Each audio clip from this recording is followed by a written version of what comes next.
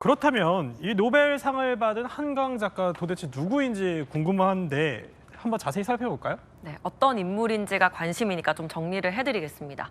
이 한강은 1970년 전라남도 광주에서 태어났는데요. 아버지도 소설가입니다. 소설가인 한승원 작가이고요. 이 한강 작가는 사실 국내에서 이상문학상, 김유정 문학상 이렇게 화려한 수상을 했는데 특히 이름이 알려진 건 맨부커상 수상 때입니다. 이게 영국 최고의 권위 문학상인데 세계 3대 문학상 중 하나거든요. 그런데 이 상을 한강 작가가 2016년에 채식주의자로 인터내셔널 부문에서 수상을 한 겁니다. 이때도 한국 최초였습니다. 당시 수상 소감을 들어보시죠.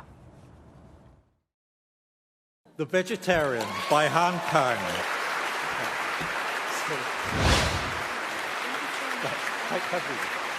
Writing novels is a way of questioning for me, and I just try to complete my questions through the process of my writing, and I try to stay in the questions, sometimes painful, sometimes demanding.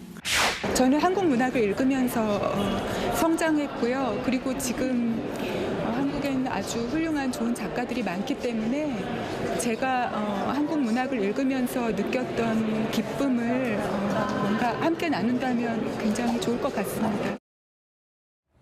부커상뿐 아니라요. 소년이 온다로는 이탈리아 말라파르테 문학상을 수상했고요. 지난해에는 작별하지 않는다로 메디치상 외국 문학상을 받았습니다.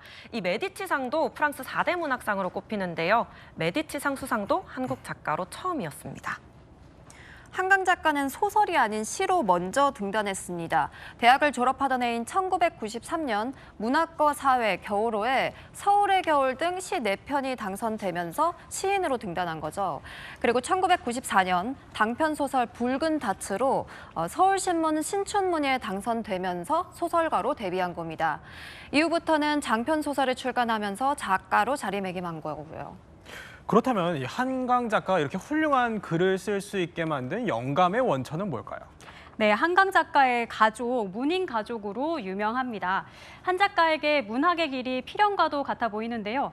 먼저 한강 작가의 부친은 국내 원로 소설가 한승원 작가입니다. 이상문학상 수상작 아재아재 바라아재로 잘 알려진 소설가죠. 아버지 한승원 작가 가장 쉬운 이름이 가장 좋은 이름이라는 마음으로 딸의 이름을 지었다고 합니다.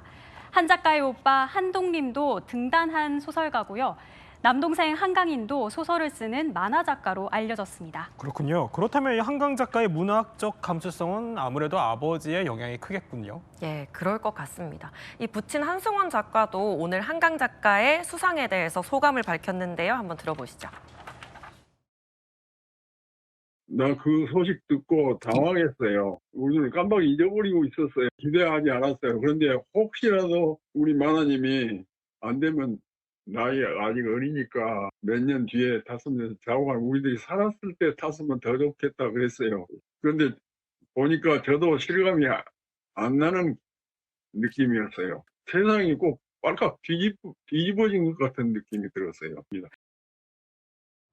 한승원 작가는 노벨문학상 심사위원들이 사고를 잘 내더라면서 뜻밖의 인물을 찾아내서 수상한 경우들이 있었다. 이렇게 유쾌하게 이야기하기도 했습니다. 동아일보 취재에 따르면 한승원 작가는 자신의 딸 한강 작가에 대해서 세상을 보는 시각이 다른 것 같다. 나는 골목대장인데 한강은 세계를 보는 것 같다고 말했습니다. 또 다른 언론사 인터뷰에서는요. 어떤 때 한강이 쓴 문장을 보면서 깜짝 놀라서 질투심이 동하기도 한다. 라고 말하기도 했는데요. 딸에 대한 자부심이 느껴지죠. 한강 작가는 아버지에게 노벨상 수상 전화를 받고 보이스피싱인 줄 알았다고 말한 걸로 전해졌습니다. 한강 작가의 어머니는 평소에 딸이 노벨문학상을 받으면 태극기를 걸겠다고 얘기해왔는데 오늘 새벽 자택 앞에 태극기를 걸었다고 합니다. 정현종 시인도 한강 작가의 수상에 놀라움을 감추지 못했다는데요. 목소리부터 들어보시죠. 학부 때 내 그 시창작 교실에 수강했어요. 한강 시인이 그때 그 한강 시를 읽으면서 한 얘기는 무당 같은 그런 데가 있다. 시가 그렇게 느껴져서 머리 굴려서 쓴 게 아니고 그야말로 일종의 무당 같다는 얘기를 뭐라고 내 설명하기가 지금 어려워요. 본인도 기억을 할 겁니다. 놀라운 일이죠. 하여간 한국 작가가 처음 그런 상을 탔다는 거는 아주 축하할 만한 일이다. 정현종 시인은 한강 작가가 연세대 국문과 학부 재학 시절에 창작 수업을 수강했던 교수입니다. 정현종 시인은 당시 한강이 쓴 시를 보면서 한 일화를 소개했는데요. 내가 당시 학생들이 직접 쓴 시를 갖고 수업을 했는데 당시 한강 시를 읽으면서 무당 같은 데가 있다. 무당 같다는 의미는 머리로만 쓴 것이 아니더라. 그런 얘기를 한 적이 있다. 아마 본인도 기억을 할 것이다. 이런 일화를 소개했습니다. 그렇군요.